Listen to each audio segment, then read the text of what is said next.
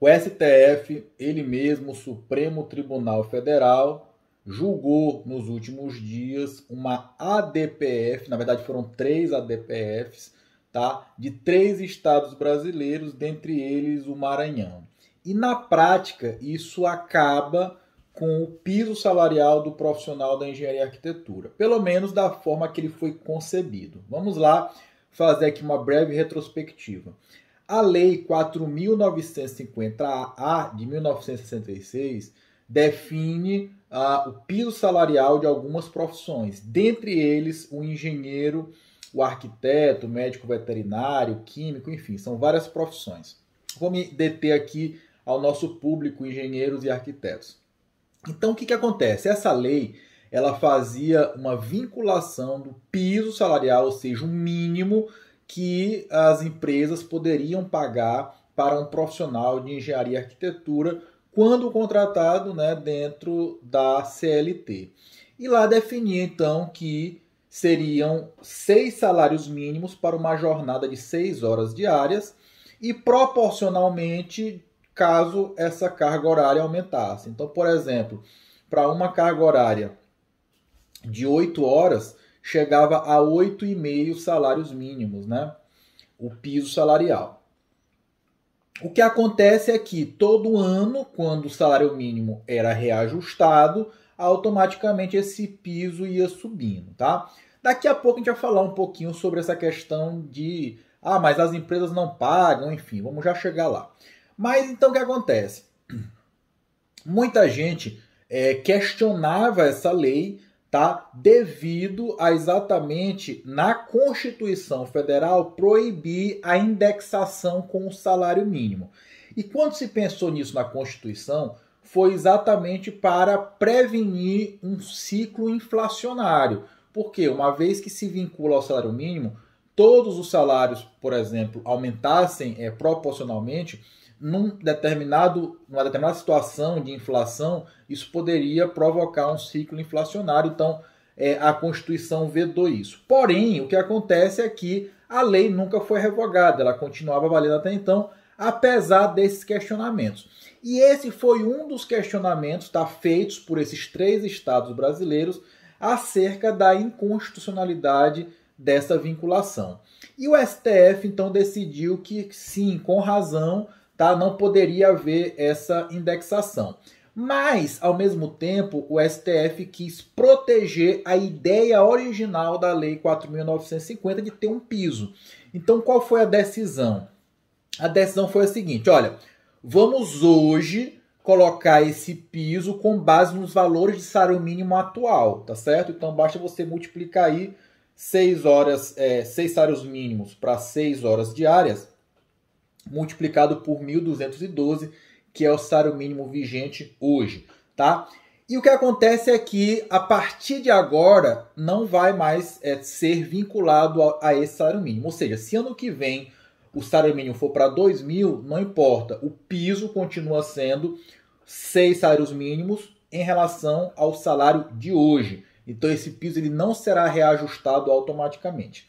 O que acontece é que, na prática, o que se deseja é o seguinte, olha, a partir de agora, toda essa questão de piso e de reajuste do salário do engenheiro, do arquiteto, será com base numa negociação, né, entre patrão e empregado ou entre o sindicato dos patrões e o sindicato dos empregados, que é o que nós chamamos de acordo coletivo de trabalho ou convenção coletiva de trabalho, dependendo da abrangência, tá certo?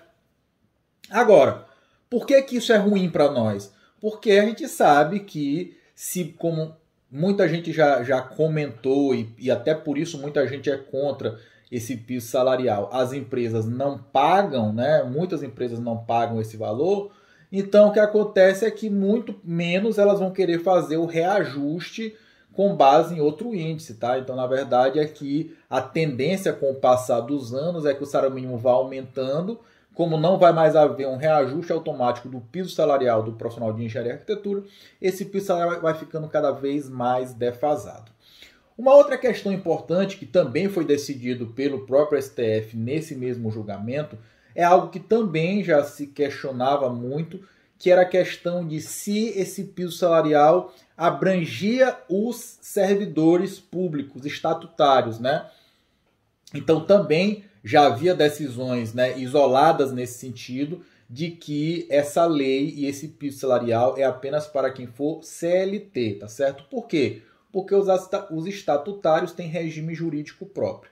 E o STF também bateu o martelo em relação a esse sentido. Então, ou seja, quando você olhar aqueles concursos públicos, né, que o salário for R$ 1.500, for R$ 2.000, não há o que se questionar, tá certo? Embora alguns CREAs, alguns CAUs, até falo que isso é jogar para a galera, né, possam entrar com algum tipo de ação, né, e isso, a tendência é cada vez mais a gente ter uma resposta negativa, porque o STF bateu o martelo de que efetivamente essa lei não abrange os servidores públicos, tá certo? Então, servidor público, o que a gente tem que fazer é se unir como categoria, começar a eleger profissionais que definam a nossa categoria, preferencialmente que a gente tenha vereadores, deputados, engenheiros, né? A gente precisa ter uma bancada da engenharia, da arquitetura dentro desse legislativo, né? Seja a nível municipal, estadual ou federal, para que possa, sim, lá dentro fazer propostas, né, que valorizem a nossa profissão dentro dos quadros técnicos, tá certo? Do governo, do governo do estado, do governo municipal e do governo federal, tá certo? Essa é uma questão muito polêmica, assim, por incrível que pareça, muita gente nas redes sociais é contra essa lei do piso, mesmo profissionais de engenharia, assim. Eu particularmente não consigo entender essa lógica. E vamos falar um pouco sobre isso, tá certo? Quem defende que não haja um piso, né, que tudo é o mercado que vai chegar num determinado salário e que de acordo com a demanda do mercado e com a capacitação dos profissionais, na verdade isso vai acontecer naturalmente, pensa como se o Estado, como se o mercado, se o capitalismo ele fosse perfeito. A gente sabe que não é, né? Então a gente sabe que efetivamente há muitas falhas. Claro, o capitalismo é o melhor sistema existente, porém a gente sabe que tem muitas falhas e isso na prática, na verdade, não acontece. Então a gente sabe que muitas empresas hoje não pagam esse piso. Mas por que eu acho que é importante que a gente tenha essa lei? Porque a empresa que não cumpre o piso, ela está ciente, ela está consciente que ela está cometendo uma ilegalidade. Isso permite que, por exemplo, o profissional, claro, hoje ninguém vai fazer isso, ele possa fazer uma denúncia ao sindicato e etc. E também permite que as entidades de engenharia de arquitetura, como os sindicatos de engenheiros, dos arquitetos, o CREA, o CAL, possam fiscalizar se as empresas estão pagando aos seus profissionais esse piso, tá certo? Então, uma vez que existe essa lei, por exemplo, um profissional ele pode também, após ser demitido, entrar na justiça, caso ele queira, para poder receber retroativamente esses valores, né, que ele não recebeu, já que existe uma lei. E também nas próprias negociações coletivas, eu falo isso porque sou atualmente presidente do Sindicato dos Engenheiros, muitas empresas procuram a gente, por exemplo, grandes empresas, quando subcontratam outras, exigem que esses profissionais tenham um acordo coletivo de trabalho com o sindicato. E aí a gente é muito intransigente aqui de cumprir a lei, tá certo? E aí a gente garante esse piso salarial para essa categoria de trabalhadores. Também o próprio CREA, quando uma empresa vai lá vai se registrar no CREA, ela precisa indicar um responsável técnico. O CREA também exige, tá, que seja apresentado algo que comprove que esse responsável técnico recebe o piso. Ah, Murilo, mas às vezes é só um contratozinho e o profissional na prática não recebe isso. Bem, mas aí o empregado, nesse caso, o engenheiro, quando ele assina esse contrato, entre aspas, falso, ele está ali, então, consciente, ou seja, ele está fazendo parte dessa fraude. E aí, é claro que quanto a isso a gente não pode fazer nada, mas o papel, no caso do CREA, de verificar se realmente aquele profissional recebe o piso, ele faz, tá certo? Então hoje a gente tem até o que reclamar do CREA, do CAL, por não fiscalizar adequadamente, o sindicato também, às vezes por falta de condições, não fiscaliza adequadamente se as empresas pagam esse piso. Então, hoje a gente pode até realmente criticar isso, a falta de fiscalização. Mas o fato de existir a lei permite a fiscalização. No momento em que essa lei não existir, acabou-se. Aí realmente vai virar, né, o livre mercado e tudo será acertado entre patrão e empregado, sem que haja nenhum tipo de piso que não seja realmente o salário mínimo, que é de R$ 1.212 hoje, tá certo? Pois bem, uma outra coisa muito importante que a gente precisa entender é que eu sei que nós todos estamos muito insatisfeitos, né, com o CREA, com o CAL, com o sindicato. Compreendo muito essa nossa insatisfação, mas uma coisa é certa, pessoal.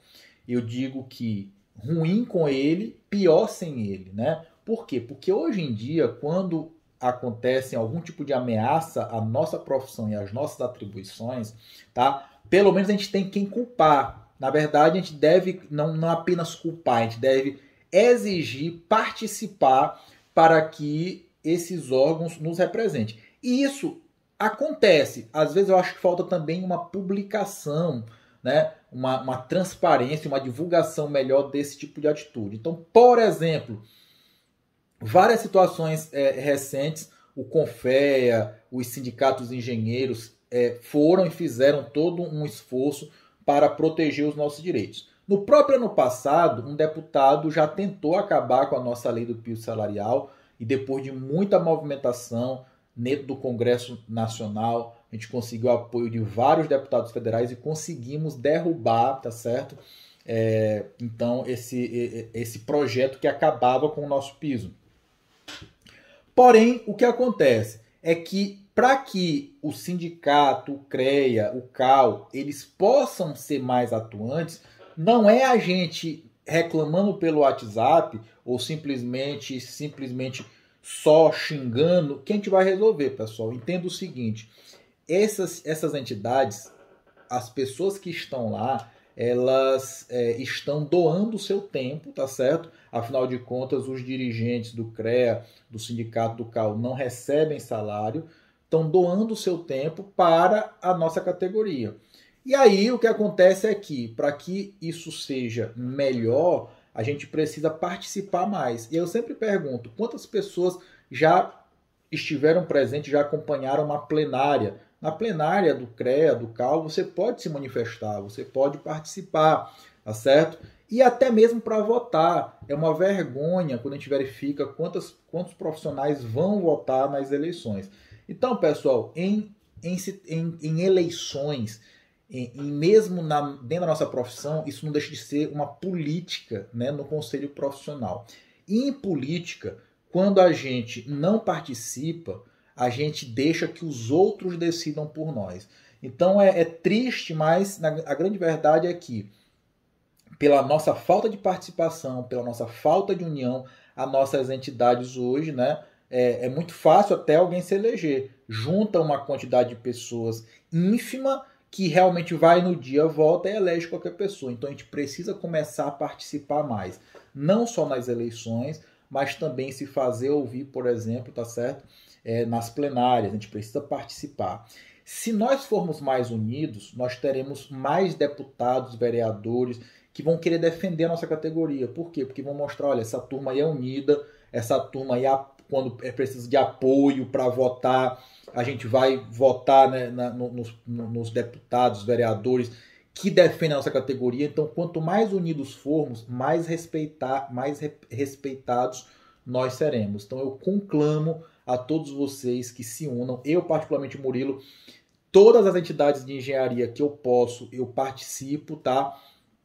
Algumas eu só pago anuidade, porque realmente eu não tenho tempo, mas sempre que eu posso, eu participo de alguma forma, incentivando, porque eu sei que ruim com elas, mas pior sem elas para nos defender. Uma outra situação que teve recente, um ataque que estava tendo à categoria dos avaliadores de imóveis, engenheiros, arquitetos, avaliadores de imóveis, também várias entidades da engenharia de arquitetura se juntaram para nos defender e continuamos mantendo aí essas atribuições ainda de acordo com a lei, com a norma, de forma exclusiva.